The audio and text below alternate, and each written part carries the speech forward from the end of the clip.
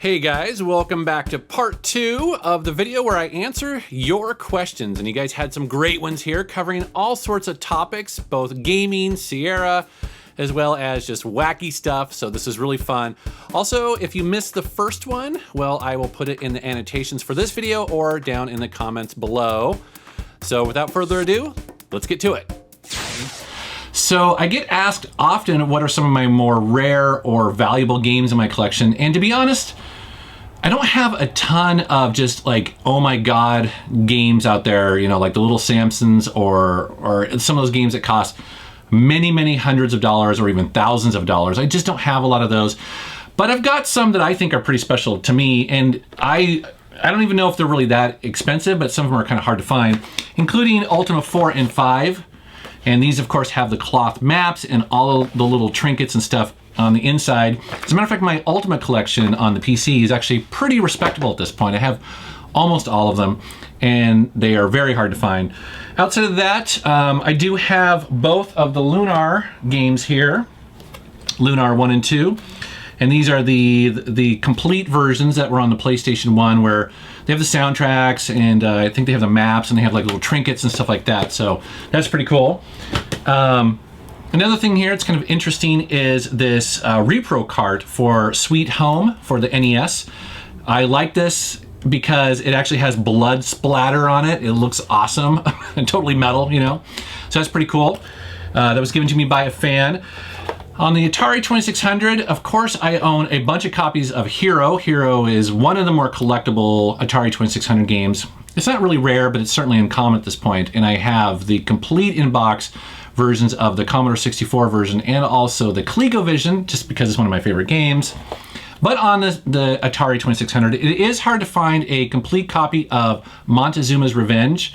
This is my original copy as a kid, and I really love this game, even though it's hard as hell, but I do have that, and it's getting fairly expensive now. On the PlayStation 1, I have a bunch of great games. Actually, my PlayStation 1 collection is one of my probably more valuable collections. And it's just kind of worked out that way, including both of the Mega Man Legends games here. This, of course, is the Greatest Hits version, but then I also have Mega Man Legends 2, which is pretty awesome. And then some random stuff here at a garage sale recently. I found a Pokemon Mini in perfect condition. These are, I want to say they're like $70, $90 now. I think I paid $2. And then I also at a garage sale found the Pokemon Center New York Game Boy Advance. This is the one that's gold. That's pretty cool to own. And then I just kind of was looking for other things that are kind of neat to show off. I bought from a Nintendo employee a sealed copy of The Legend of Zelda Twilight Princess for the GameCube. This is the one that you could only get online and in Japan. So it's, I don't know if it's exactly collectible, because I don't think most people care, but it's definitely a interesting variant of Zelda Twilight Princess for the GameCube, and it's sealed. And then finally, I get asked about this a lot. I have the press trinket thing that Sony sent me for Eco. So when Eco first came out, they sent me the game to review, as well as in a box this little bird cage, which I thought's pretty awesome. It's kind of hard to say how much this is worth because you don't see them that often, and I don't know. I mean, I think it realistically probably maybe about $100 or so, but you know, to Pete Dorr, he may pay more, he may pay less. I have no idea. What do you think the rarest game of your collection is, and what's my estimated value of it? That's a really hard question, but I'll just pick one game, and I brought it out here. Cove Flying Squadron. People are asking $300 to $400 on eBay for it, and I rarely see it anywhere for sale. So I would say that's the one, but I feel it's not worth that price at all. I mean, honestly, this game is worth $50 in my opinion. It's a shmup, and it's a good game, but it's not like worth $400. You really got to be really balling and throw up that kind of cash for a game. But to each their own. What video game system are you looking for badly but cannot find anywhere? You know, I've been really lucky to be able to add most consoles that I want into my collection, especially at this point. I feel pretty good about where I'm at right now. Right now, I'm focusing more on just getting the games for the systems I actually do own. There is one system, though, that I am always on the lookout for, It's not super hard to find, but it can be kind of expensive, and that is the Sega CDX. That's the one where it's a Genesis with the Sega CD built in, and it's this really cool compact system. So that's one that is one that I will own at some point. They can go anywhere for, geez, like $150 to $300 boxed, and that can be kind of expensive. Well, now that I think about it, actually, the TurboGrafx CD would be pretty awesome as well. Okay, so there's two systems, and both of them are kind of expensive. Oh, and the PC Engine would be really cool too. Yeah. See, that's the thing, man. It's like there's like, what, 30, 40 years worth of gaming consoles out there and gaming systems. Oh my God, it's like, it never ends. It never ends. How much wood could a woodchuck chuck if a woodchuck could chuck wood? You said wood. The real question is, how many boards could a Mongol hoard if a Mongol horde got bored? What do I do for a full-time job? If you listen to my podcast, you know that for the past 3 years, I was working for my wife. So I was working at home. I was a licensed real estate assistant for her, primarily doing a lot of the grunt work for her as she ran her real estate business. However, basically, it wasn't really paying the bills, and so I needed to get a job. And I'm so glad that she actually pushed me to do this, because honestly, it's really nice to have my own paycheck at this point. At that time, I was relying on her. And there was a little bit of tension there where, especially game collecting, it's like I want to go buy something and I have to ask her for money. So I'm very glad to now have my own full-time job. However, it does cut a bit into my YouTube time, so I'm trying to schedule that and make time for it. But I love YouTube so much, I'm just going to do this forever. But so I do have a full-time job, and what basically I do is it's basically customer service for IT and tech and like kind of help desk stuff. So people call in, they need help with their computers, and they need to set up Outlook, or they're having problems with a browser, or they can't print, or having a problem with the website, or whatever it is. They talk to me and I help them with that. So it's a good job, it's a good fit, and actually it's kind of funny because Josh Bentley, who has been on the Big JB, who is on this channel, he is my boss, and so is Drunken Master Paul. So those guys, I work with them during the day now, which is kind of cool. Really? Okay. It says, will you mail me a beer that you have singed? That would be pretty cool. Okay.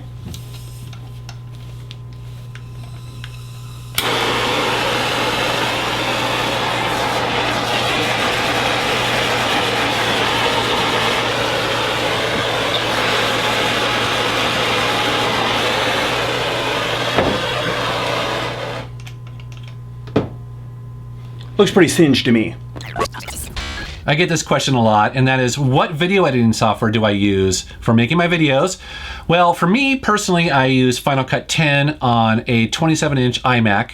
And I've actually been thinking about doing a video specifically on some tips and tricks of just editing video, even if you don't have an Apple computer. Now, me personally, I actually started editing video using Vegas on a PC years ago, and I found it to be incredibly powerful. I was able to do some really cool stuff. But once I got back into video editing and doing YouTube videos, I actually just had a really low-end MacBook, and it came with a copy of iMovie. And so the first 80 or so videos on my channel actually are done simply with the free version of iMovie.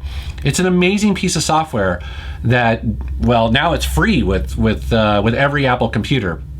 But I found that I was limited when I started wanting to do things like green screen. Green screen in Final Cut is amazing. You're able to just really dial in the correct colors, cut out the mask of the figure of your subject and that sort of stuff. Also, I needed the ability to really control, to fine tune like some of the titles and text I was doing, because I was fairly limited in what I could do in iMovie. And really what turned the corner for me was I made a promise to myself that every new video I make, I was going to try to learn something new.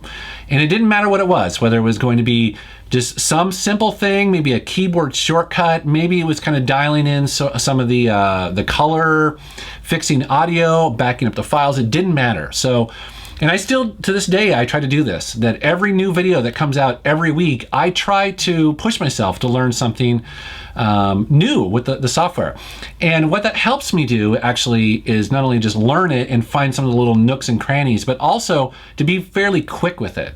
And I think that's important for any piece of software that you're trying to use, especially a lot. If you're going to commit to doing this, it just makes sense to really dig in and try to learn every aspect of that tool, because Final Cut's massive. I mean, I feel like I know it kind of well, but there's still a million things I can learn. So anyways, long story short, I apologize for that. But yeah, that's Final Cut. The other thing is too, it's fairly inexpensive. It's only $300 as opposed to Premiere. Premiere is way more expensive. I think at some point I'll probably switch to Premiere just so I can learn it. But for now, this does a good job. What do you think was the one video that drove the most traffic and subscribers to your channel? That's pretty easy. There's two of them that really kind of took off and had a little bit of a life of their own. One of them was my first impressions on the very first iPad. I was really excited to own an iPad because I had an iPod Touch and I was like, oh man, I love this thing. I use it all the time for email and checking the weather. I just want a bigger screen. And so I owned one from day one, came home, played around with it, made my first video, and it kind of went viral a little bit and brought a lot of people to my channel. And then the other video is also iPad related, and that is the iPad versus Commodore 64 video I did many years ago, the very first one.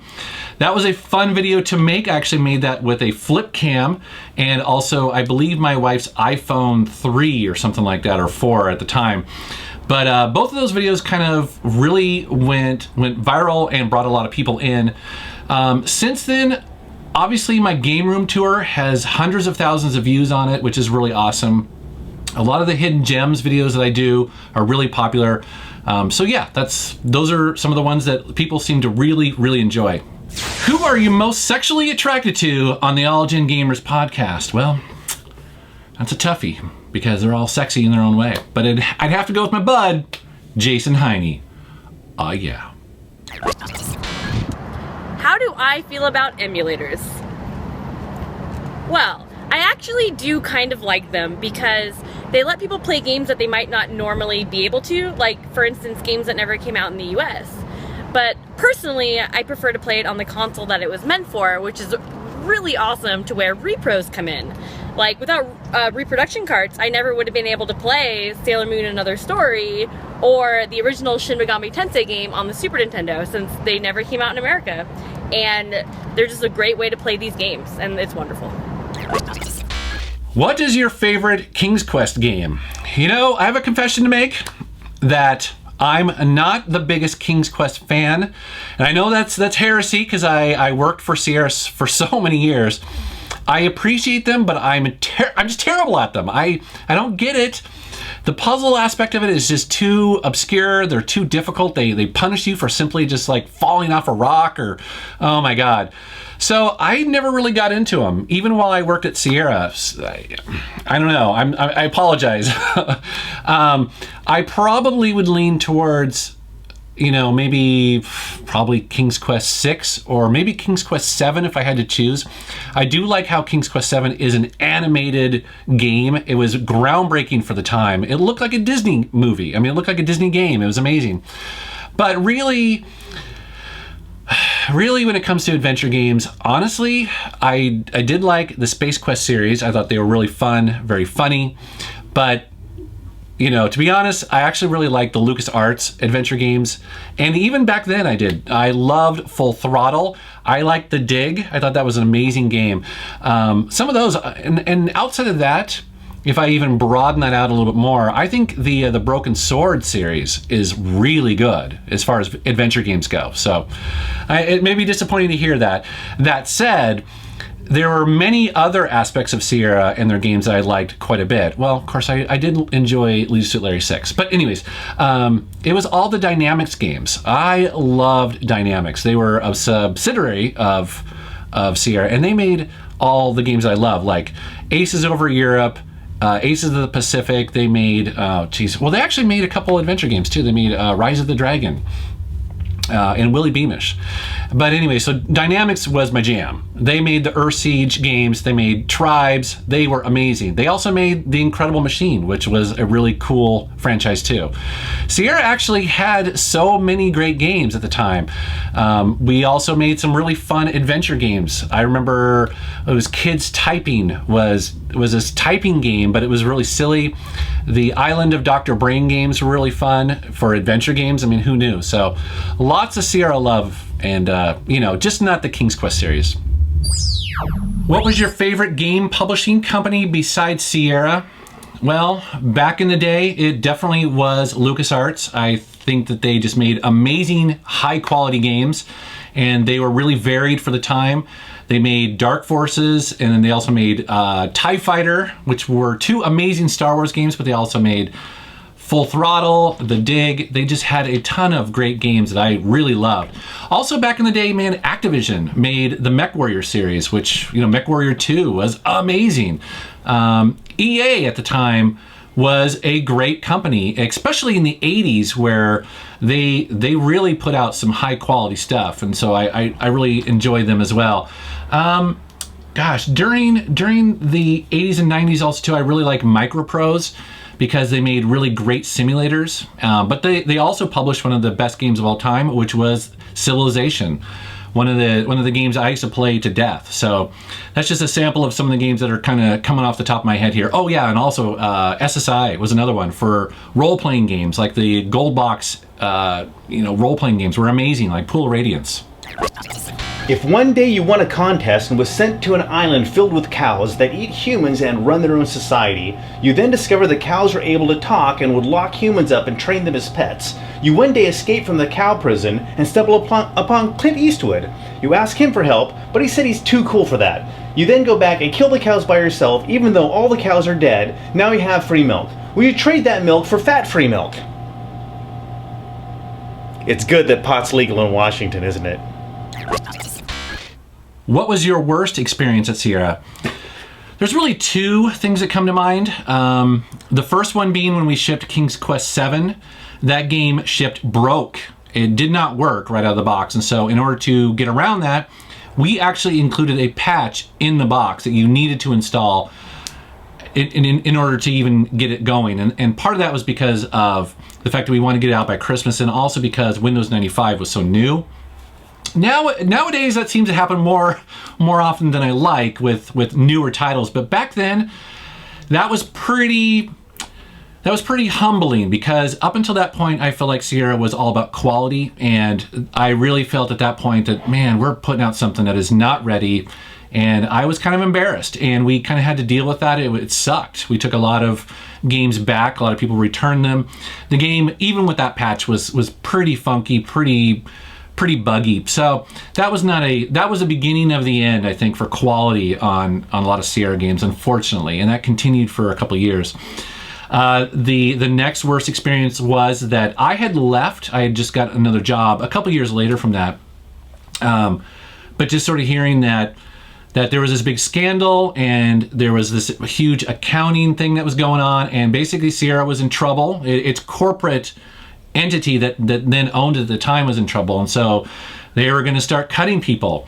And the thing that really pissed me off the most is because it was that they were going to cut Dynamics, and I was amazed and I was furious when I heard this, because Dynamics made some of the best games for fucking ever, and I'm still pissed about it. Because they did. They were such a great developer, and I feel like they really helped Sierra in other genres that weren't adventure games, and they cut them almost like it was brutal. And I don't know, it was really stupid. I always felt like, man, it's probably some bean counter with a business suit on who probably doesn't even fucking play games, probably told them to get rid of Dynamics. So, Tribes was massive at the time, and it's like, really, it's stupid. I'm still kind of pissed about it. Okay, next one. Ooh, Kinsey or Brittany? Kinsey or Brittany? Oh, damn. That's a tough one. Kinsey or Brittany? Hey, Hey, honey! Yeah. Kinsey or Brittany? John Hancock. John Hancock. Where did you come up with the red skull? When I first started my channel, I was looking for something that would be kind of simple and I could use it for a logo as well as an avatar, and also something that I could own 100% myself because I wanted to be able to monetize my videos and any other content I would create. And my wife paints, so she actually painted this. This is the original right here, and it's kind of hard to see because it's a pretty dark painting. I actually took a high quality photo of it and then digitally enhanced it quite a bit, and also added more of this digitally to both sides so that it would be actually 16 by 9. But it's a really cool, simple painting that I just thought was pretty cool. And you know, it's funny because my wife looks at this and she doesn't like it because she created this when she first started painting, but she's learned an awful lot since then, and so she looks at this and she sees all the flaws. To me, I still think it's pretty cool. I don't know, what do you guys think? All right, the next question is, you know, do I ever get burnt out on collecting games? And to be quite honest, yes, very much so. You know, you could keep collecting games forever, and you know, it's never ending. So it's like, you know, you got to just think and calm down a little bit and say, hey, you know, maybe I should start playing some of the stuff I have and enjoying it, you know, because these games are meant to be enjoyed. So collecting, yes, I've calmed down. I see a lot of my friends, they go out to garage sales and they're finding good stuff on the cheap. You know, they're building up their collections. But me, I see a garage sale or a yard sale and I just drive past because I just don't feel like collecting too much more stuff. You know, garage sales are hit and miss, and most of the time, for me at least, they're mostly a miss. So it could be overwhelming, but you know, as long as you're not like collecting to the point where you're just hoarding it, or you know, you go home, you open up a closet and all these games just fall out or something like that, you know, you're good. So if you ever get burnt out, just take a breath and say, relax and say, hey, let me try some of the stuff out I have, and that's about it. Name a game that made you feel an emotion that you thought you wouldn't. You know, my mind initially goes to a lot of story-driven role-playing games and some of the plot twists and things like that. Specifically, the scene on the beach at the end of KOTOR when you're playing it as a Sith is pretty brutal. I'm not going to spoil it for anybody, but that's a pretty tough scene and it affected me greatly. But then I started thinking about The Walking Dead Season 1. That game, because it gave you choice and because of the relationship with the older guy and the girl, it was pretty amazing at the end. I thought, it was like, wow, that was such a great ending. You know, I was getting a little choked up, I'll admit it. And also The Last of Us, another post-apocalyptic game with an older man and a girl. But that ending made me feel different emotions at the end without giving away the ending for those who haven't seen it. I really liked the ending, even though it was not the ending that I wanted. I think most people were hoping for some sort of Hollywood ending, and you got something that was much more subtle and perhaps even annoying, but I thought it was really cool. It was definitely something I was not expecting. What is the meaning of life? That's pretty easy. To crush your enemies, see them driven before you, and to hear the lamentations of their women. What would you rather have sex with, a horse or a duck? Wow, that's a tough choice because the horse would be a total naysayer and the duck would just quack me up. Why do you love racing games? That's a tough one. I mean, why do you love any genre of games is kind of tough. I guess for me, it's all started with the Cannonball Run. I was very young, and the first time that black Lamborghini came on the screen, I was blown away. I was like, I want to own that someday. You know, when you see something like that when you're really young and it just sort of connects with you. And I don't know, Lamborghinis and Countaches, but also other sports cars just really did it for me. And so from that moment on, I was obsessed with sports cars. I had sports cars on my wall.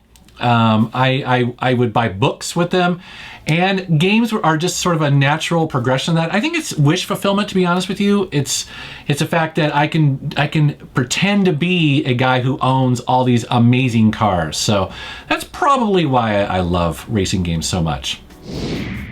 All right, guys, well, there is my question and answer video. I hope you guys like that. It was a lot of fun coming up with this.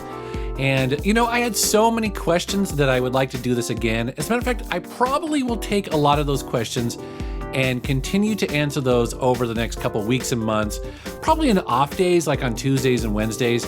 But there's a lot of great questions, and I'd like to get to them as well. I want to thank Reggie and Drunken Master Paul, John Hancock, and Kinsey for taking time out of their day and helping me with this. It's so awesome. Thank you guys very much. All right, well, thanks for watching. Take care. That damn much. It's gonna be like here. Okay, I just want to make sure. Yeah. Okay. Good?